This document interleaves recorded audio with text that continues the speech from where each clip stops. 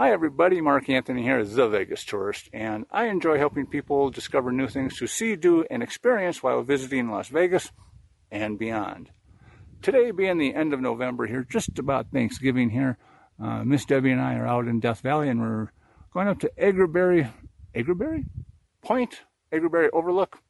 It's next to Telescope Peak, so let me show you what we did.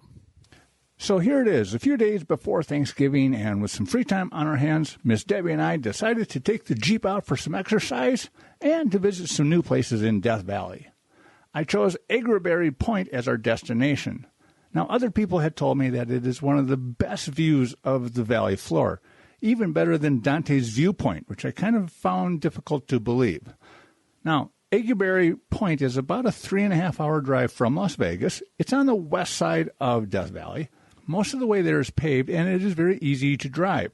The last 6 miles, however, are a rough dirt road, and I mean rough dirt road, and you do need a high-clearance vehicle to make it to the top.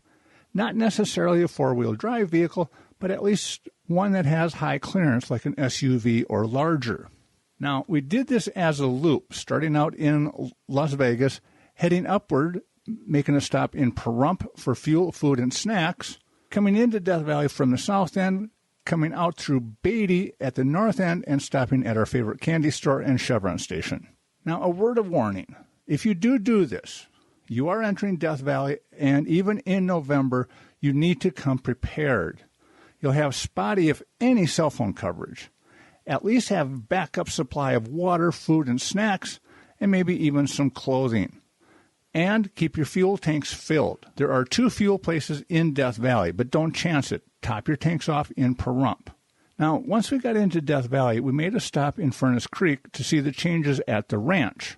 And it's a whole new place that really needs to be explored on its own later on. From there, we headed up through Stovepipe Wells and the sand dunes, then up towards Panamint Springs. We stopped at the old ranger station that was built by the Civilian Conservation Corps in the 1930s. Side note, folks, cowboy poet Stan Jones was a Death Valley park ranger between 1946 and 1948 and lived right across the street from this old station here. That is where he wrote the song Ghost Riders in the Sky. From there, we turned left and followed the paved road up a few miles before we saw the turnoff to Eureka Mine. From there, it's a 6-mile dirt road that is rough, and I will repeat myself, it is a rough dirt road. On the way up, we passed Pete Aguereberry's homestead and mining mill operation. Now, Pete was a French-born immigrant who spent 45 years mining and milling in this area, and it is who the viewpoint is named after.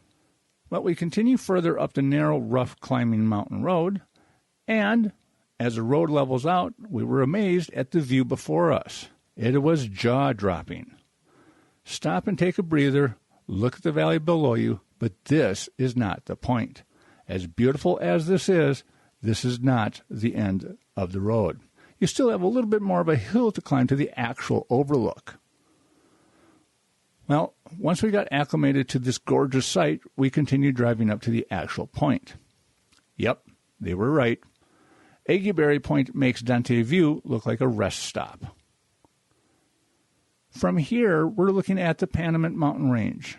We could see the salt flats of the Badwater Basin below us, and looking further back, the furthest mountain peaks are actually Mount Charleston. These are the mountains you see from your Las Vegas hotel room. Walk around a little, and you kind of head to the north, and you go around some rock. That's the viewpoint you want to just sit and take it all in from. Looking out in the distance, the greenery is Furnace Creek and the inn at Death Valley. These were places we passed coming into Death Valley. Looking at the fault lines that run through Death Valley is amazing. The rock formations, the strata you see, millions of years in the creation. This is Earth's timeline of when this was covered with ancient seas, mountain lake waters, ice ages, deserts, and prairies. It's all there in those rocks.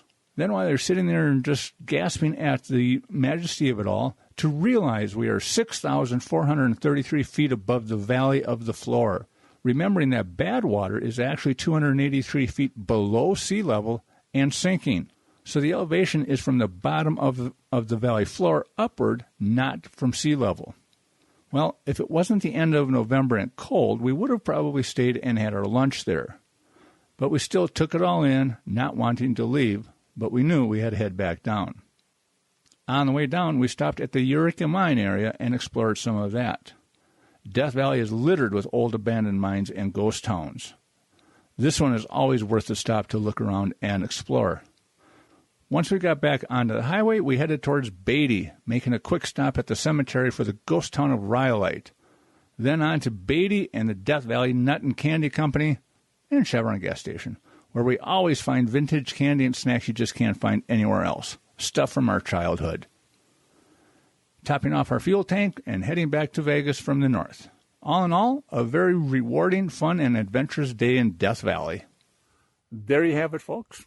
As always, you can find more information at thevegastourist.com. Leave your comments and questions down below, and like this video, subscribe to my YouTube channel, and as always, I'll see you next time.